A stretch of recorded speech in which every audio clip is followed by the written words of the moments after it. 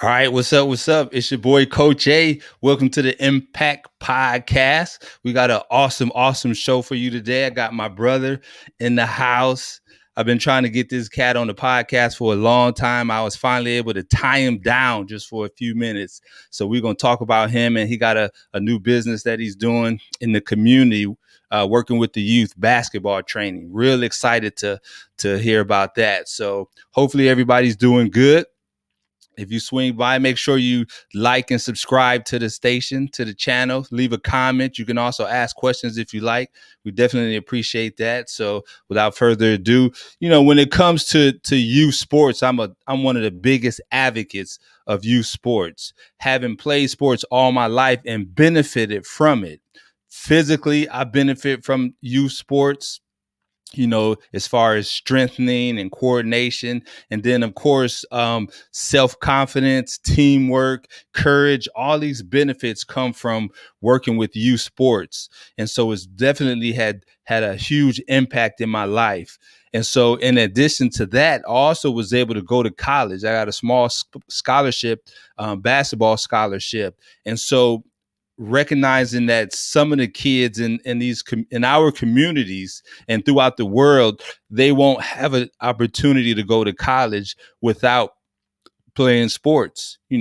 Some of parents, they can't afford to pay for school, or they don't want to take out loans, and just different stuff like that. And so anytime we have men that played sports and they go back to the community and help train the kids, it's very important, and it's huge. I think it's huge because you're training these kids and giving them the opportunity to go to school and to advance their education, in addition to all the things I mentioned before, working on their confidence, teamwork, how to work as a team, and courage, and just different stuff like that. So I think it's very important that we continue to reach out to our kids and just teach them, in every way we can. A coach is a mentor in every aspect. And so some of the coaches that I have, I still remember the lessons that they gave to me.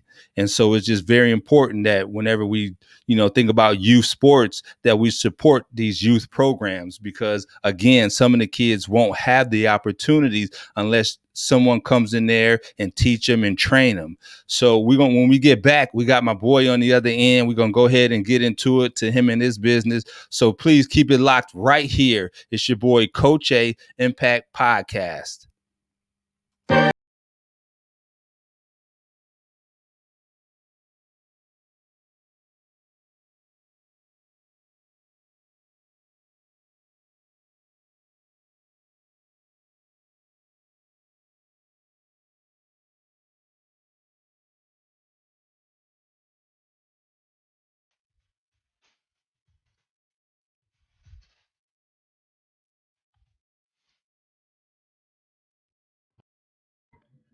Okay, without further ado, look at this guy right here, Mr. Aaron Cooper. What's good, man?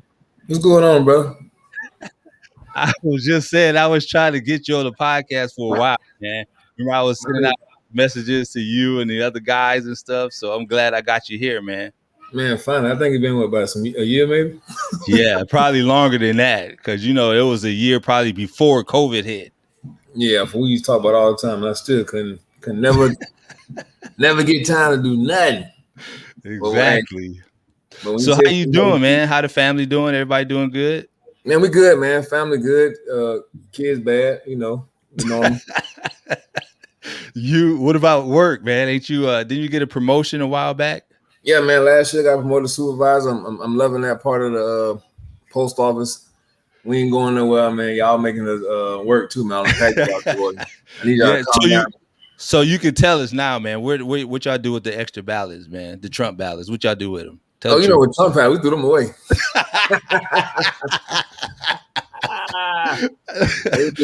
Stop it! I want to get you in trouble. They probably got us all tapped and everything. They waiting to hear some foolishness like that. Honestly, we separated the ballots at first. We actually had them separated to make sure they went out according to who they had to go to. But after a while, we started putting them all together, so we didn't separate them no more. So all the ballots went out. If you voted, they went out. Hey, baby. Thank you. Bruh, how did you get in the post office? Like people wait years and years and years, and you know what I'm saying? Like they always put military people ahead and stuff like that. And it seemed like you just 1 minute you was doing one thing and the next minute you in the post office. And Man, then so after that, supervisor.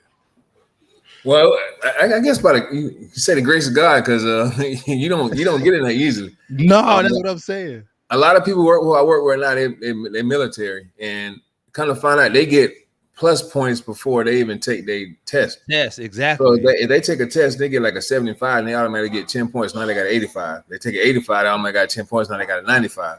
But right now they don't do it now. So right now probably the best time for anybody. When I got in the post office, I had to take a test, and kind of they hired 10 people that day, and I was number 8. so so I didn't make the cut. So I didn't make the cut that day. I checked my emails one day and I got in, but I So said, you so that's interesting. So the first time you didn't make it, you just had to keep trying. no, I quit. They said one time they said we don't call you back in 90 days, put another application in. And I'm like, nah, I ain't put no application in. I said it is what it is. If I don't get it, I don't get it. And check my emails one day, October 31st, say you start. I quit my job that Monday. You ain't even do the 2-week notice. Actually, I gave Chris Carter my job. I went to the boss. I went to the boss. I said orientation. I talked to him Friday. I said orientation Monday. I'll let y'all know how I go be because I never been. So when I come back, I'll let y'all know how it is. I got out of orientation at 4:30. I went down to the job. I told him, hey, look, I had to quit, but I got a friend in. I got a friend who perfect for the job. But I set the job up for like 5 weeks straight. So they was gravy to walk Chris Carter in to actually learn the job because I was working at a boat place. So I built like 5 boats ahead. So I was already 5 weeks ahead. So I pretty much just walked him into the situation that he came in. Yeah. Wow. So listen, man, we had a lot of battles on the court, man. In fact, I want you to see something. I got a picture for you right here. Look at that. Oh, hey. Oh, You know wow. who this, I left for the 3. you know who this guy is, number 24, right? You know who that is. That's Chauncey. There you go. Look, they're gonna after effect. I don't even know. You had to put that out. Did y'all win that game? I don't know. Did y'all win that game? I don't know. We had to ask Norris. Norris remember everything. Oh my God. I ain't never seen nobody remember every stat in there. You gotta have a pencil in the past somewhere because there's no way in the world you can remember everything. But boy, you right. You asked Norris, hey, what happened in 1997? See, this is what happened right here. Adrian came down. He's gonna tell you every crook and nanny of that play. Everything, man. He is serious about that. Yeah, but we battled a lot. I think he probably got more wins though, because I know I used to get my rump kicked a lot when I used to be on the sorriest teams in America. Yeah, but you was high flying though, man. I remember you used to always do that little reverse dunk, come from the baseline. That's my favorite. I like this guy comes out of nowhere. Look, you got some wins. Look at this. Oh yeah, that team right there was tough. Yep, that was a tough team right there. Yeah, it was a tough team. So how'd you get into basketball, man? What age did you first pick up a basketball and you felt like, you know what, I could do this? Because I know you played football too. Yeah, so football funny, man. All my people are laughing, man. I went out there one day, man, because the coach wouldn't let me play quarterback. He wouldn't? I wanted to try a quarterback, but they had Roy Bruchette. He was already he's already named the quarterback, and they wouldn't let me try it. So what I should have played safety, which everybody like the coach knew where to put me at, but I didn't know. I didn't really know about football. My dad would never let me play football. He always injuries, and that's all he kept talking about, injuries. So I played with basketball probably like 7 years old. 7. Yeah, my older brother used to always whoop my rump, and then when I got like 13, it was over for him. 13? Yeah, it was over for him by 13. It was over. He couldn't do nothing with me no more. Is that when you first started playing organized, or did you do that when you were 7 or 8 years old? I did it when I was growing up at YMCA. That's pretty much I played. It's kind of big than everybody, but uncoordinated is all I do. So I didn't know what I was doing. All I know is to try to they give me the ball and turn around and tell me to put the ball in the hole. Put the ball in the hole. Yeah, I don't think I really took it serious. I think my daddy really started working out with me at like 10 or 11. He really started, taking me to the park more. He didn't really know sports like my uncle them, but he did it to try to get me where I need to be at. and kept you going. Yeah, it So kept me that going. so when you mentioned your dad, so I'm assuming you came up with both parents. Yeah, man. Both my parents. Matter of fact, they still together now, boy. He about to drop the kids off in a minute, man. That's awesome. Because Ever since he retired. Pops used to come to the games when we were started playing in the adult leagues and stuff. Oh, Pop's still there now. If I tell Dad I got a game right now, my dad is still there. He'll come talk your head Still off. there. He still come watch his son play now. Grade out now, ain't he? Yeah, what grade out? Well, he gonna tell you my high school stats and everything. He still know him to this day. So what about college, man? Did you go to college, right? So I went to SCF, but that's one thing I never had guidance. I can honestly say that right now. I never had guidance to understand to take it slow to how you gotta take those steps, and you can't just jump over and try to get to the position you want to be unless you grinding and listen to someone who can help you get there. Exactly. So That's important. I told my college like part of the second game, like MCC. It was MCC back then. I told my college like the second game, and instead of redshirting, I tried to just be a hard hitter and come back. So I lost my eligibility like that. Oh, did you? Yeah. And so after that, it was it, huh? After that, I was just trying to get ABA. I played for like a couple of ABA teams. Obviously, they didn't play that. ABA was kind of shiesty. It was really shady. But I won a Miami team, a Fort Lauderdale team, a Jacksonville team. Played on this thing that's almost like the Harlem Globetrotters, but it was something else like the Harlem Ambassadors or whatever. I mean, you made money, but it wasn't something that you was proud about, man. The lady we played. I don't know. It was really corny. Yeah. But you got paid though. So that's I got paid for basketball. So it was pretty much it was fun though. The only part about it was driving. Like once every 5 days you had to drive. So we was all traveling all over the world, and it was funny because we had one dude who snored really bad, and you would never want to be in the room with him. Right, so when you're in the room with him and you got to drive the next day, you pretty much dead. So that's the worst part of it. But man, that's the only thing about it. Wow. So have you ever? So obviously, if you playing ABA and moving up to that level, you had some type of desires of making it to the NBA or some type of professional level. And so I feel like with a lot of us, because even me personally, I always say that. When I was at the peak of my game, I would have been a good like 7th or 8th person off the bench on the NBA team. You know what I'm saying? Like all you needed to do was to be able to get in there, hold your own, so that either Kyrie or even Chris Paul or somebody they got their rest, and then they can come back. You know what I'm saying? Absolutely. So, but that's cool. But then after that, you end up going to. I noticed you did some training in the. Let me see if I can find this picture. Bam! Who is that guy? Oh, that's me, old firefighter. That's old firefighter cool right there. So, how did you get into firefighting? So, obviously, your parents tell you got to work, man. If your dreams don't fall through, you still got to bring. No matter how much you're chasing, you still got to bring money to the table to take care of yourself, because. Your parents can't take care of you always. So what happened was my boss was selling his business. And he actually came to me. He's like, what do you want to do? He's like, I can start your alarm business, or I can put you in school. And I know I always like being a firefighter because I guess at the time you only work 10 days a month. That's it. What I really looked at. You only work 24 on, 48 off. Yeah, 20. Then you get a Kelly Day now in Sarasota, so you actually get paid for having a day off. Wow. So he's like, I write you a check. He's like, just find out how much it is. I actually went down to MTI and it was $3,000. He wrote me a check for $3,000. I got in fire school. Yeah. Shout out to C2 in the building. C2, what up, baby? Yeah. Chris, can you see the comments? No, I can't see no comments. I don't know what you got going on over there. I'm gonna put it up.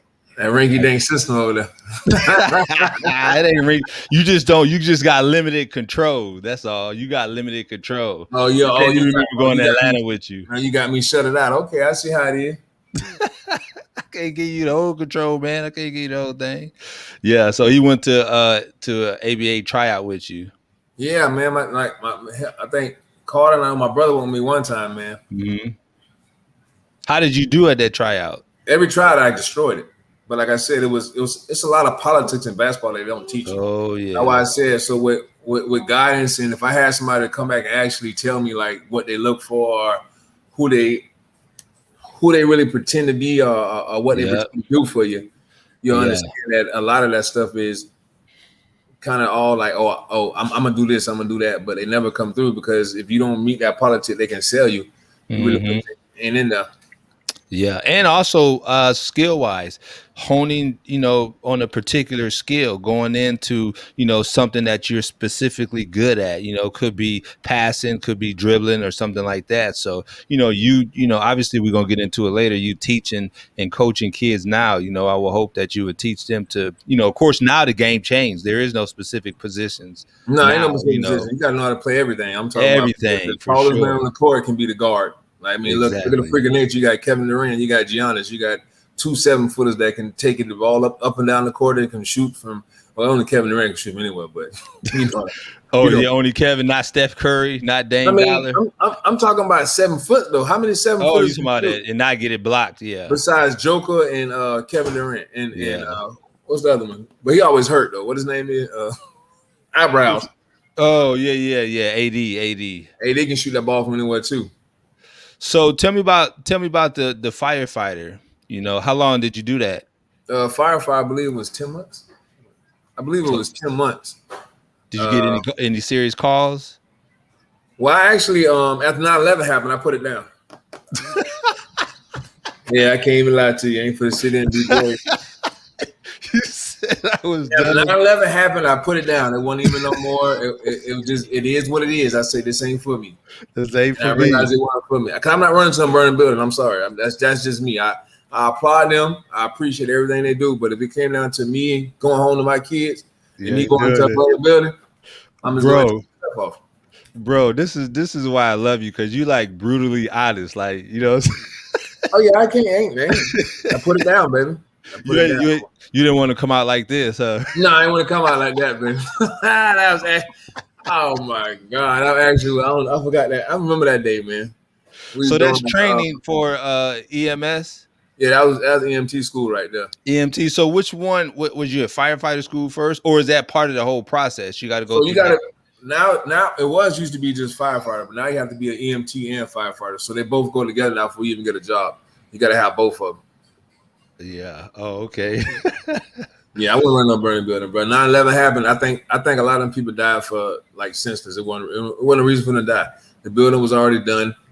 It wasn't a building for them. It was no reason for them running there, but they thought they could save people, and that's Yeah. how the firefighter is. If that chief feels like you honestly can save people, regardless of how you feel, you got to go in there. And if you're the rookie, you on the front of the hose. So you the first one going in. Mm. As a rookie. As a rookie, yeah, as a rookie, well, you already know. It's just like anything. You getting the worst end of it. I mean, but it's all fun and fun and games because obviously, man, you're learning your craft and they teaching you how to be a better person. Like, shout out to my brother. My brother just graduated and he got hired as a Sarasota firefighter. So, Oh yeah, shout out. So listen, coming up again, back to the family life. You, your dad. How many brothers and sisters you actually got? so I got Oh, put him on the spot. so actually I got Put him on the spot. You I got got a brother I just fingers. found Use out your about fingers. I got a brother I found out about a couple years ago, man. Oh, okay. Wayne Boatwright. Yeah, that's a crazy name, but that's my brother. So Rodney, Charles, Wayne. I got 3 brothers and 1 sister. And where you at? The youngest, I'm the middle? baby. I'm You're the the baby. baby. So you must be spoiled too. Absolutely. I'm the favorite child. It is what it is. So speaking of being the babies, look at this guy right here. Oh, look at my babies. Dad of the year. Every time I see pictures and videos, you and the babies, man, it's awesome. You Man, putting all those other dads to shame, man. they're my Like, world, man. in fact, I had to go out and get another one. Right? Yeah, I seen that. I had Congratulations. to go out. I gotta go get me another one now. I need me a boy. No. See, you trying to keep. See. Yeah. So that was another question I have. You got 3 girls, man. So you want to go? You want to try for the boy? See, the only thing about it is I got to be rich because I literally got to make sure I have a boy. Cause I know you can pay like 10 grand, and I know you can get a boy. So if I that, don't I don't think that's possible, yeah, man. yeah, you can Really? pick a child. Yeah, you literally can pick a child, but it costs what, like 10 to 20 grand, I believe. How does this process work? I never heard this Because they before. obviously use your sperm. They use your Yes. sperm, but they can pick what sperm it is to put in the egg. To decide if it's a boy or a girl. Exactly. Oh wow, I didn't even know that. So I got to be rich because I don't know. I don't know a guy will give me no boy, man, unless I You get money. ain't I don't you know. not you ain't gonna spend that post office money on there. Yes, sir. So you also bought a house too, man, a while back. You like one of the first I've seen around here. You know, as far as our group, the people that I play basketball with and stuff like that. Yeah, 3 years ago, man, I bought a house out in Paris, man. Yeah, that's Hey, man, awesome. it's something like I feel like I wanted to give my kids something that obviously my dad always kept a roof over our heads, but it was never our home to call our home. You know, it was like renting a that nature. I mean, but we never went without. But I just want to give my Right. girl something like, baby, this is yours. You come home every day. This is your house. Yeah, I don't feel like we renting nothing. This is yours. I that's feel good. like I always want to make sure.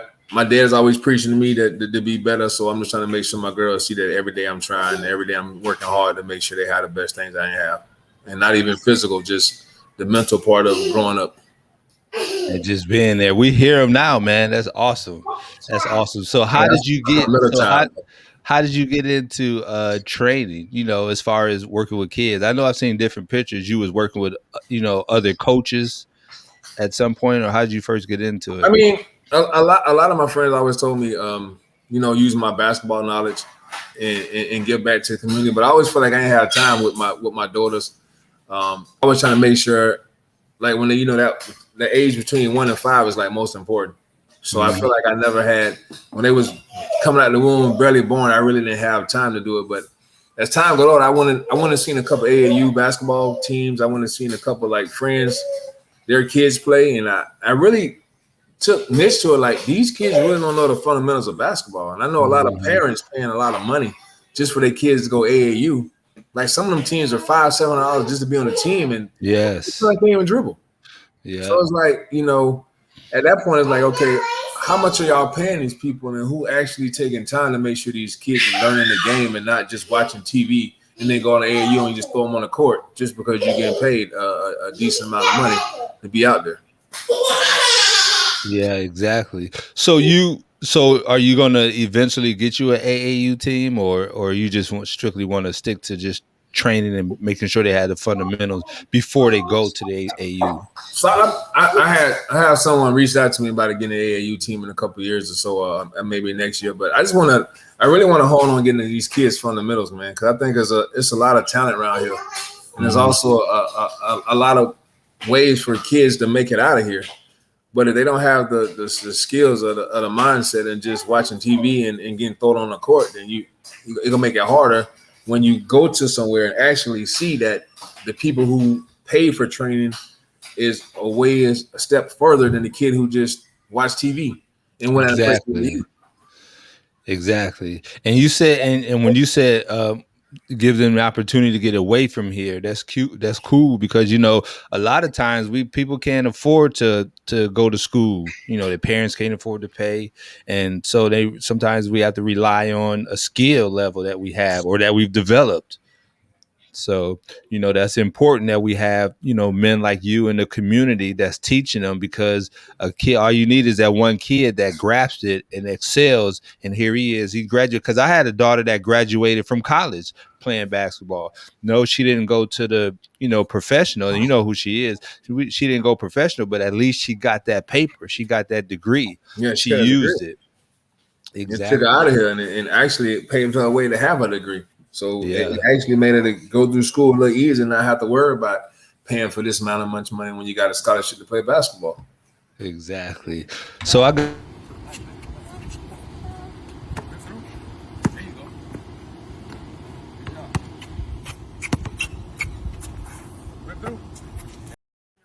Go ahead. They couldn't hear you. It's muted. Oh, you muted me again? There you go again. When I put the video, let me.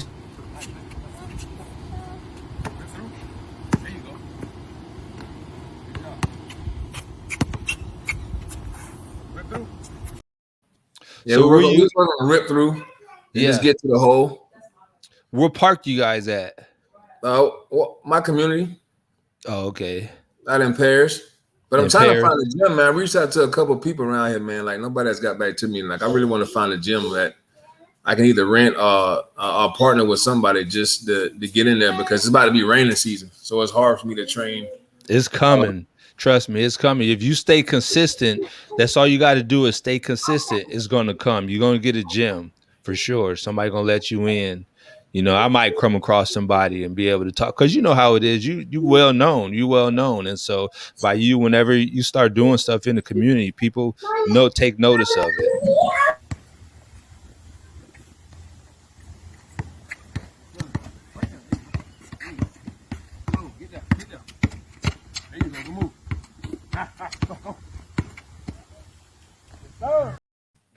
I like that. But can you tell me how you got him doing drills that you can't do yourself? Hey, you got him, this cat looking nice, and you can't even do that. Hey, you know what's funny though? Like I actually got back in. I'm like, you know what? Let me make sure I go home on my skills because one of these kids called me out and I can't do the drill. I'm gonna be real mad. So actually, every drill I've been doing, I've been making sure I can do it. Exactly. So, but one of the things that I've noticed playing against you is your intensity is like no other people. And I'm just being honest with you, just from what I've experienced, that you always had, and I don't know if you can teach this or if you're going to try to teach it or what, but your intensity, how you kind of like what's his name? Patrick Beverly. Yeah, I ain't gonna push nobody though. No, you're not like that. You ain't doing the cheap shots. But I ain't doing the cheap shots. But you smothering. You always smothering and on them. So are you gonna teach them to play defense like that? Yeah, I always want to preach intensity. I mean, that's the main thing. I always like everybody I train. I tell them, look, this is game time. So no matter we out here playing, every time is game mode. So if I'm intensity, you intensity. If I'm ferocious, you ferocious. So I'm just trying to. It's hard to install intensity in kids nowadays because it's like they see everything lackadaisical, and you really look at NBA now, it doesn't get intensified until the playoffs. Yeah. Like through the season is first of the season, everybody you see how they guard them. Like you said, Patrick Beverly is a good example of how you play defense, not the shoving part, but just get up in your face and actually try to make it hard for you to score. And I don't like people scoring on me. So that's my main part when it's intensity. When somebody's scoring me, if you give me, I got that Justin Hamilton. That's probably that's part of my dog. My dog. That was the only person in high school that really I ever had a problem with. And I was mad because my senior year, the first game we were supposed to play each other, he got hurt. He got hurt his first, so he didn't play the first couple of games. So we didn't get to match up that first matchup. And then senior night, I think he gave me 30. 30? He gave me 30, dude. I can't even lie. On my senior night, he gave me 30. But, man, then after the game, man, he was probably one of the most humblest person I ever talked to in my life. Because during the game, he don't say a word to you. I mean, a word. He don't even talk to you. And in the game, he chitter-chatter. So he's like, bro, what's going on, man? How you doing? Blah, blah, blah. So he's like, it's good to catch up with him. But on the court, he's a killer. And that's why I kind of after that game right there, it showed me that okay, you can be more intensified and you can just be humble and don't say nothing, just go out there and kill him. But that recreational part, though, I'm gonna talk all day.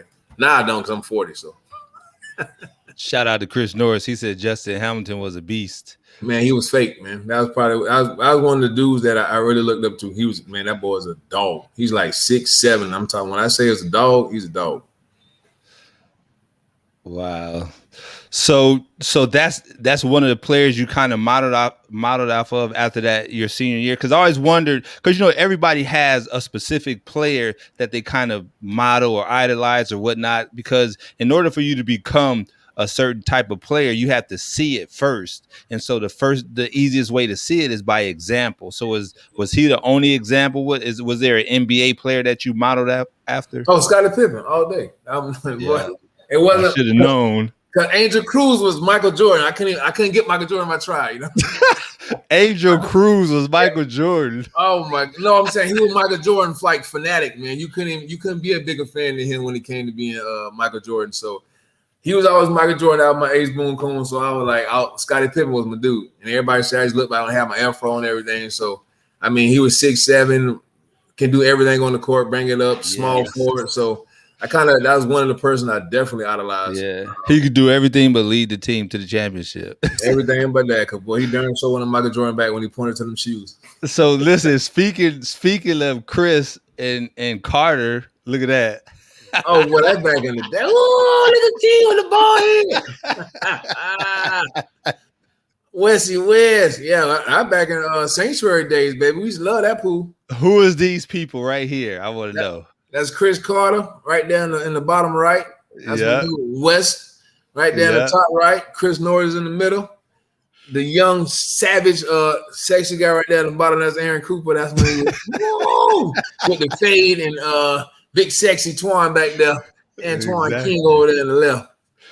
So you guys been rocking for ever since I moved down here, man. And I'm sure y'all was kicking it before I even moved down because I came down in 2004. Yeah, we've been rocking for a minute, man. Exactly. Inseparable. Look, I pulled another picture off. This was our Chris Paul, man. He always remind me of Chris Paul. Oh, that's Monhue, man. Monhue. Yes. That boy, that's an animal, boy. Then Big Tub, Julius Wilson, that's some Southeast boys, and that's Bay Show right there. We told Sarasota to run up that day, too. Oh, yeah? Y'all won that game? They won that game. That's when I missed oh, my God, missed the nastiest dunk of the year, and I turned to goal. I was so mad. I called it, oh, there it is. Take off. That's the one you missed? That ain't the one you missed, is it? Yeah. I mean, look at your boy. Your boy said, "Nah, I ain't getting no part of that. I ain't getting no part of that." We know it. So again, I told you that we had some battles. You ain't always play. Look at that basketball. Look, I want to fast people around here in Braden. I just didn't play football. Yeah, that you definitely was fast for sure. So, but that's crazy. But your biggest accomplishment. Right here, man. I love to see you working with your girls. Yeah, definitely my kid. That's my firstborn right there, boy. You can't ask her who the favorite right now because she go darn sure tell you I'm the favorite. So I got to try to wean it down because she is, boy. She knows she the favorite. That's my baby though. So how did that exactly? Oh, there they go. That's Sanaya on the right. They left, and that's Luna in the middle. That's my last baby. She's starting to grow on me right there, boy. Luna. You said she's starting to grow on you. Yeah, because you gotta understand, like her mama, like really like sheltered her when she was born. Oh, okay. That was her baby, so I really didn't get too much to see her because her mama was not playing. Even with the second oldest, her mama sheltered her too. I ain't really get. They all starting to get on me now because they honestly get to see interact with daddy and mommy, and they really see that we all love them. So is any of them? Do you have any hopes that any of them is going to become a baller like you? If anything, it'd be Sanaya. If anything, I think Sanaya. That's my superstar. Sanaya gonna be the superstar. Araceli, I think she could be my soccer player. I really think she could be my soccer star. She is, but I think Sanaya could be my basketball star. And Luna, I think Luna is gonna be a pretty girl. I think she's gonna be a pretty girl. I honestly don't see Luna doing too much, but be directing traffic. But that's all she gonna do: direct traffic. Directed traffic. Like y'all follow me, but Sanaya definitely. I think Sanaya definitely will be my basketball star. When she get by another year, she can put a basketball in her hand. Wow. So I got a question for you, man. Obviously, you've reached in my opinion, you're doing very well. You've reached a good level as far as purchasing the house. Because a lot of people, you're doing the stuff that people dream to do and aspire to do. Purchase the house, decent job, stuff like that. What are your top 3 or top 2 failures that you have? Because I think it's important that we express some of the failures so that other people that either been through it or have failed know that they can still have an opportunity to become successful. Anything you care to express? Let's see, my biggest failure. It don't have to be the biggest failure, just a failure. Like, well, I think maybe one of my failures, like honestly, is like probably not appreciating some certain people. Like not showing them, like not giving their flowers while they're here. Not saying they dead or nothing, but just taking away from taking people for granted. Yeah, definitely taking people for granted. That was one of my biggest mistakes I think I ever have. And now I don't take nobody for granted. Speaking of my oldest, she just walked in the door. So that's important. That's important to make sure you take. Hi. Hi. How you doing, beautiful? Good. There's some spotlight right here. That's my twin. That's your twin, huh? My twin right there. Exactly. So what keeps you from taking people for granted now? Just staying, what keeps you grounded? Actually, the mother of my kids, they keep me grounded. They go make sure I don't get too far. They definitely keep me level, and they help me be a better father as well, because they help me take care of these beautiful girls. And like now, at first it was rough with the second mother of my child, but we then came to a point now where we actually see that we both want the best for our daughters. So now that we don't take each other for granted and we actually can help them grow together, it definitely makes me appreciate them more. And I don't take nobody for granted, like you said, just because I know when I lost my cousin, Juke, and that just showed me a different sign of life. Like, everybody is, you think they're going to be there here forever. And my cousin lost life at 16. So that was really a changing point of, trying to be a better person. And even though it was like 10 years ago, it still made me look at life different. Yeah, that's important too. It's unfortunate that, sometimes these tragedies are that we go through things that it open our eyes and our mind to the world and how, give us a better view. But, that's just a benefit, because ultimately we're all headed in the same direction, and it's always sad when we lose somebody early. But you taking that moment and just making yourself a better person, because you could have easily went the opposite. You know what I'm saying? You could have been upset and frustrated and just been the whole Little Wayne towards the world. You know what I'm saying? Trying to tell you. All right, let it go. Bye. So in doing so, what you have a busy life, right? I would seem like you have a busy life with supervising at the post office. Obviously, you're being a great dad. You're also the selfie king. I mean, you always put like thousands and thousands of selfie pictures up all the time. So you got that game on lock. You got the video game and all that stuff on lock, as far as videos with the kids and and even games. Don't you play Madden or yeah, I play Madden. 2K, you play 2K? Madden 2K, baby. That's it. Yeah, see? So, and then of course, you still playing. I heard you were struggling on the court. You back out on the court.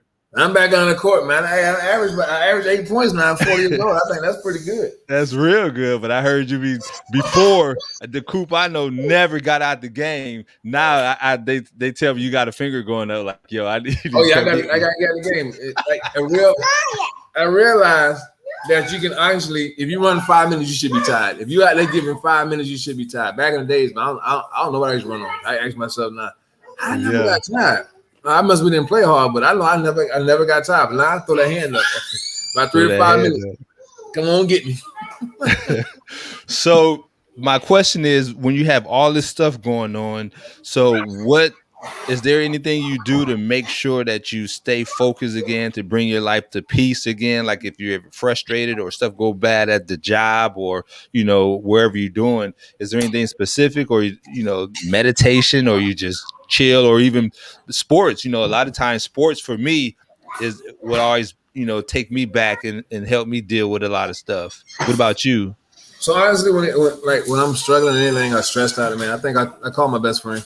Mm-hmm. My mom always talked to her about everything. So if only thing I like about my mom, she always laughing. So no matter how serious I am, no matter if I'm upset or whatever, she think it's funny. So that's a mechanism to keep me to calm down, to keep me to make sure I'm not really stressed out. I tell her something and I'd be upset, and my mom like, oh, like, Mom, what are you doing? Like I'm pissed off, and she's like, I'm not worried about that. I'm like, so it always calms me down to make me realize that, okay, life might have that bad moment, but it's not a bad life.